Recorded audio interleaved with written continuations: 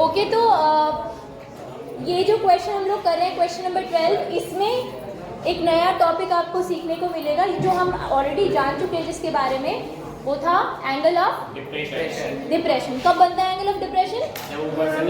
जब हम ऊपर से, जो ऑब्जर्वेशन का पॉइंट है वो ऊंचाई पर हो और जिसको ऑब्जर्व कर रहे हैं वो चीज नीचे हो, तब एंगल ऑफ डिप्रेशन बनता है। ध्यान रखें ये वाली बात कि एंगल ऑफ डिप्रेशन भी लाइन ऑफ साइट और हॉरिजॉन्टल लाइन के बीच में ही बनता है। ठीक है, तो क्वेश्चन नंबर 12 पढ़ते हैं हम लोग। From the top of a 7 metre high building, एक 7 मीटर ऊंची बिल्डिंग है,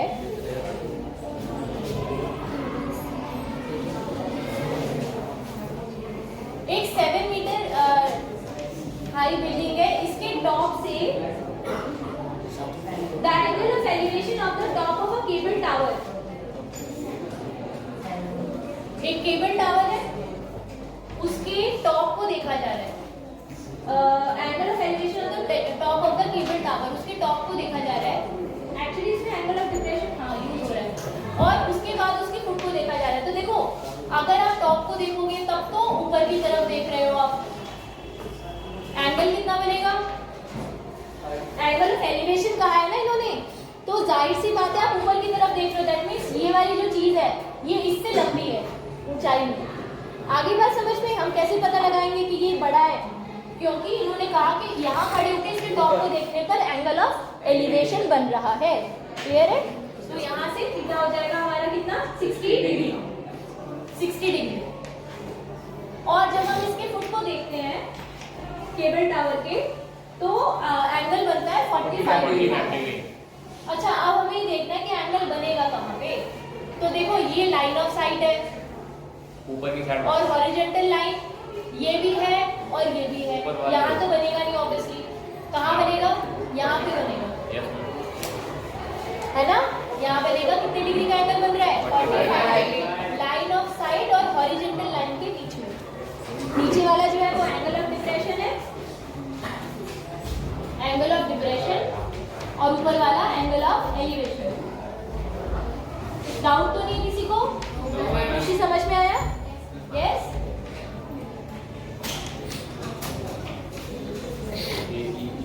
ठीक है, अब इसमें आगे देखिए क्वेश्चन में, इसको नेम कर देते हैं। सपोज ए बी सी और बी, और ये वाला पॉइंट ले लो ई पॉइंट। अब आपको इसमें निकालना क्या है? क्वेश्चन में इन्होंने बोला है कि आप हाइट ऑफ द टावर निकालिए, यानी जो टावर है ना पूरा, इसकी हाइट निकालिए।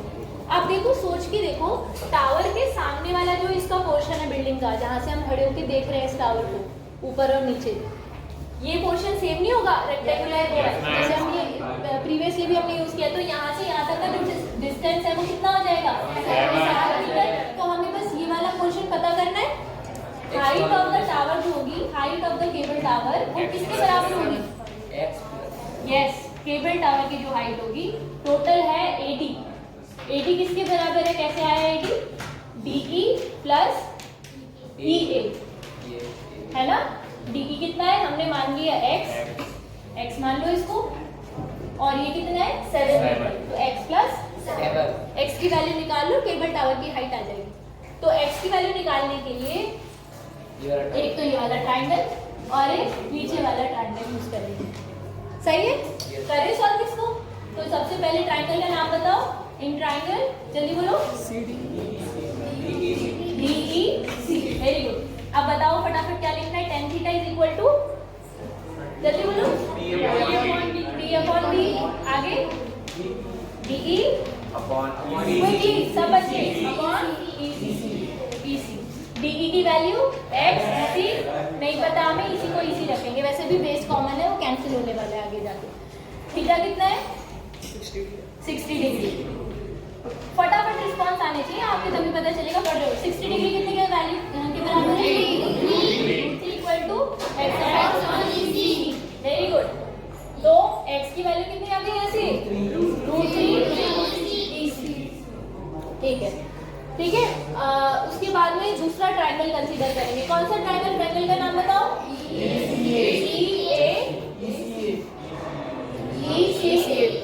या EAC भी ले सकते हो।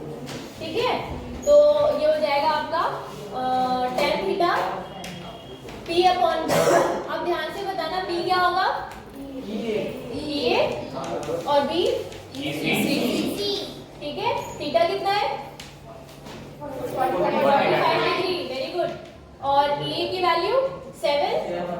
और इसी रहेगा 1045 7 इसी की वैल्यू आपको मिल गई कितनी आ गई 7। ठीक है, इसी की वैल्यू को यहाँ पुट कर दीजिए, x की वैल्यू निकल जाएगी। ठीक है, तो इक्वेशन नंबर 1 ले लीजिए इसको। From equation number 1 you can write that √3 is equal to x upon 7। x की वैल्यू 7√3 मीटर। तो अब इसकी वैल्यू x की वैल्यू यहाँ पुट कर दो तो हो जाएगी 7√3 प्लस 7। ये फाइनली लास्ट में लिखना है आपको। ये टावर की हाइट आ गई, 7 कॉमन ले लोगे तो √3 प्लस 1 मीटर। आगे समझ में? यस, मनमोहन समझ आ रहे हैं? गुड।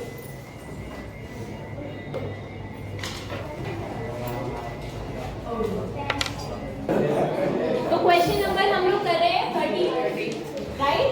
क्वेश्चन पढ़ लेते हैं एक बार। As observed from the top of a 75 meter high lighthouse from the sea level। देखो लाइट हाउस जो होता है बेसिकली सी के बीच में होता है, शिप्स को रास्ता दिखाने के लिए, ताकि लाइट उन पे पहुंचे और वो थोड़ा सा नेविगेशन में उनको आसानी हो। ठीक है, तो और उनको थोड़ा पॉइंट का भी आइडिया हो जाता है कि वो कहाँ पर है अभी, क्योंकि लाइट हाउस तो परमानेंट होते हैं, अपनी जगह फिक्स रहती होंगी। सो लाइट हाउस के टॉप से ऑब्जर्व कर रहे हैं। लाइट हाउस आपने देखा होगा वीडियोस वगैरह, उसमें से लाइट ऐसे गोल गोल घूमती रहती है। ठीक है, तो 75 मीटर ऊंचा लाइट हाउस है जिसके टॉप से हम ऑब्जर्व कर रहे हैं। अच्छा, ये लेवल कहाँ से नाप रहे हैं? सी लेवल से। ठीक है, सी लेवल ग्राउंड लेवल हमारे केस में इसमें सेम ही होगा क्योंकि हम उसी को हॉरिजॉन्टल लाइन मान रहे हैं, राइट? तो 75 metre high lighthouse from the sea level, the angles of depression of 2 ships. इस लाइट हाउस पे खड़े होकर ऊपर से हम 2 शिप्स को ऑब्जर्व कर रहे हैं। एक को ऑब्जर्व करते वक्त ऑब्वियसली बात है ऊपर से नीचे की तरफ देख रहे हैं तो एंगल बनेगा एंगल ऑफ डिप्रेशन। मान लो एक शिप यहाँ पर है और एक थोड़ा और पीछे है। सबसे पहले जब हमने इस शिप को ऊपर से देखा नीचे की तरफ तो एंगल ऑफ डिप्रेशन बना कुछ 45 डिग्री, और दूसरी शिप को देखते वक्त 30 डिग्री कुछ एंगल ऑफ डिप्रेशन बना। ठीक है, अच्छा, एंगल ऑफ डिप्रेशन के लिए मैंने आपको बताया था बेटा कि angle of depression line of site और हॉरिजॉन्टल लाइन के बीच में बनता है। हॉरिजॉन्टल लाइन तो नीचे है, लाइन ऑफ साइट ये, तो इनका कैसे बनेगा? तो ऊपर एक वर्टिकल लाइन बनानी पड़ेगी इसके पैरेलल। तो ये हमने पैरेलल लाइन बना दी। ठीक है, अच्छा मुझे बताना, सोच के बताओ, जो ये जो दूर शिप है इसके लिए एंगल छोटा होगा या बड़ा होगा? छोटा। देखने पर भी पता चल रहा है ना। तो ये एंगल बनेगा आपका 30 डिग्री का, और ये जो पास शिप है इसको जब देखेंगे नीचे की तरफ तो ज्यादा गर्दन झुकानी पड़ेगी ऑब्जर्व करने के लिए, तो ज्यादा बड़ा एंगल बनेगा, एंगल ऑफ डिप्रेशन। जितना पास ऑब्जेक्ट उतना बड़ा एंगल, तो ये एंगल बनेगा आपका 45 डिग्री का। ठीक है, यहाँ से यहाँ तक याद क्या रखना है पेपर में, कभी भी आप इनके थ्रू सॉल्व नहीं कर पाओगे ट्रायंगल्स को। अल्टीमेटली एंगल आपको नीचे ही बनाने पड़ेंगे। तो अल्टरनेट इंटीरियर एंगल का जितना ये एंगल है उतना ही ये एंगल बनेगा, और जितना ये एंगल है उतना ही ये वाला एंगल बनेगा। बोलो समझ में आया या नहीं? याद रहेगा? It's very easy to understand. ठीक है, ये मैंने आपको बताया था क्योंकि ये पैरेलल लाइन से और ट्रांसवर्सल कट कर रहा है तो अल्टरनेट इंटीरियर एंगल्स बराबर होंगे। ये कॉन्सेप्ट हमने यूज किया। ठीक है, this and this angle will be equal, this and this angle will be equal. ठीक है, ओके, चलो स्टार्ट करते हैं। इसको नेम कर देते हैं A B C D। बस अब इसके बाद क्वेश्चन सिंपल है। क्या पूछा है हमसे? इन्होंने पूछा है find the distance if one ship is exactly behind the other on the same side. तो आपको बताना है find the distance between the 2 ships. जो इन्होंने वाली बात बोली है ना, ऑन द सेम साइड, ये हमारे लिए हमें लग रहा होगा तो वेस्टेज है, तो क्या ही लिखा है इन्होंने, कोई पॉइंट तो है नहीं इसका, लेकिन ये यूजफुल कब होगी मालूम है? जब इस तरह का क्वेश्चन आएगा कि जो ऑब्जर्वेशन पॉइंट है वो बीच में है और एक चीज इस तरफ है और एक चीज दूसरी तरफ है। डायग्राम अगर गलत बना दिया, क्वेश्चन पढ़ने में गलती कर दी तो आंसर बिल्कुल गलत आएगा। आ गया समझ में? इन्होंने कहा है शिप्स दोनों एक ही तरफ है, एक के पीछे एक, इसलिए हमने यहाँ पे ड्रॉप किया। अगर ऑपोजिट साइड बोलते हैं, opposite side of the light house, तो एक इधर होती है और एक दूसरी तरफ, तो उनके बीच का डिस्टेंस और ज़्यादा आता है। ठीक है, इन्होंने पूछा है क्वेश्चन में find the distance between the 2 ships. इस डिस्टेंस को निकालना है, इसको x मान लीजिए, इसको y मान लीजिए, ठीक है। हमें x फाइंड करना है, शिप्स के बीच का डिस्टेंस, ठीक है। अब चलिए बताइए मुझे कौन सा ट्राइंगल यूज करोगे। अच्छा, ये जो चीज है ना 30 डिग्री 45 डिग्री बराबर कैसे आएगी, मैं लिख देती हूँ एक बार यहाँ पे पेपर में। कैसे लिखोगे, इस पॉइंट को मान लो ई पॉइंट मान लो, ठीक है। तो एंगल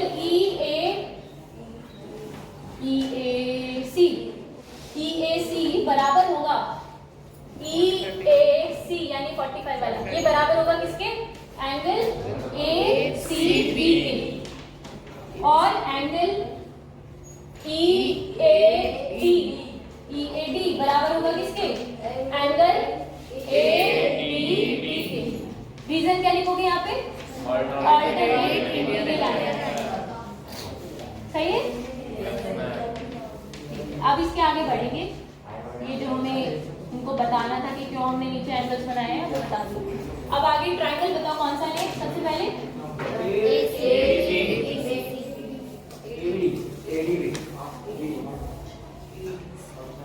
इन ट्राइंगल ADB, बड़े वाला ट्राइंगल ले रहे हैं पहले ADB। 10 कितना होगा, 10 30 डिग्री बराबर होगा किसके, डायरेक्टली लिख दिया मैंने, आप चाहो तो कर सकते हो। 10 30 degree is equal to perpendicular 75 upon base. ये आ रहा है ना समझ में, डायरेक्टली लिख दिया मैंने, ये सारे क्वेश्चन कर चुके हैं। Perpendicular upon base x plus y, clear है। 10 30 की value 1/√3 is equal to 75 upon x plus y। यहाँ से एक इक्वेशन मिलेगी आपको, क्या मिलेगी, x plus y is equal to 75√3, first equation, ठीक है। चलो अब दूसरा ट्राइंगल कंसीडर करें। ट्राइंगल का नाम बताइए, इन ट्राइंगल ACB। तो ये हो जाएगा आपका 10, कौन सा 10 लेंगे, 45 is equal to 75 perpendicular upon, ठीक है। 10 45 की वैल्यू कितनी होती है, तो यहाँ से आ जाएगा 75 अपॉन y, तो y की वैल्यू कितनी मिल गई, 75 मीटर, ठीक है। अब बस कुछ नहीं करना है, इस वैल्यू को यहाँ इक्वेशन नंबर 1 में पुट कर दीजिए। तो put the value of y, या from equation number 1 you can write x plus 75 is equal to 75√3। तो x की वैल्यू कितनी आ गई, 75√3 माइनस 75, यानी 75 कॉमन ले लीजिए, √3 माइनस 1 मीटर, ये आ गया है। आगे क्वेश्चन समझ में, यस, चलो नोट कीजिए। ओके क्लास, तो हम लोग करें क्वेश्चन नंबर 14 एक्सरसाइज 9.1 का। तो क्वेश्चन नंबर 14 पढ़ते हैं, चलिए क्या लिखा है देखिए। A 1.2 metre tall girl spots a balloon moving with the wind in a horizontal line at a height of 88.2 meter from the ground। तो अब जो पढ़ा है, जितना पढ़ा है उसके अकॉर्डिंग डायग्राम बना देते हैं। एक लड़की है, यहाँ बोर्ड पर बनाना पड़ेगा ना बेटा, ठीक है। तो एक गर्ल है जिसकी हाइट है 1.2 मीटर, ठीक है। ये स्पॉट करती है बलून को जो उड़ रहा है in a horizontal line at a height of 88.2। Suppose यहाँ पर बलून उड़ रहा है, हाइट कितनी है बलून की, 88.2 मीटर, ठीक है। कहाँ से, फ्रॉम द ग्राउंड, ग्राउंड से, यहाँ से,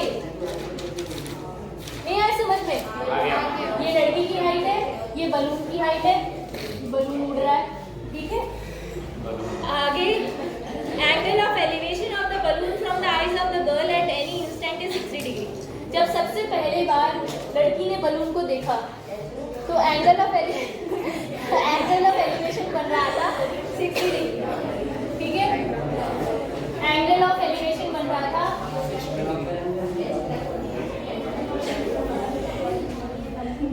ठीक है। एंगल ऑफ एलिवेशन बन रहा था 60 डिग्री, ओके। फिर थोड़ी देर बाद फिर से उसे देखा तो एंगल ऑफ एलिवेशन चेंज होगा ऑब्वियसली, क्योंकि बलून उड़ रहा है, चेंज हो रही है उसकी पोजीशन। तो हाँ ठीक है, उड़ उड़ के वो उसके पास ही आ गया, बहुत पास आ गया, ठीक है, उड़ उड़ के यहाँ पे आ गया, यहाँ आ गया। अब जो एंगल ऑफ एलिवेशन बन रहा है वो बन रहा है, एक्चुअली पहले 30 डिग्री बन रहा था जब दूर था, अब पास आ गया ना। क्या लिखा है क्वेश्चन में, देखो लिखा है after some time the angle of elevation reduces to 30 degree, reduces to 30 degree, तो बाद में दूर जाएगा, दूर जा रहा है बेसिकली। यहाँ पर है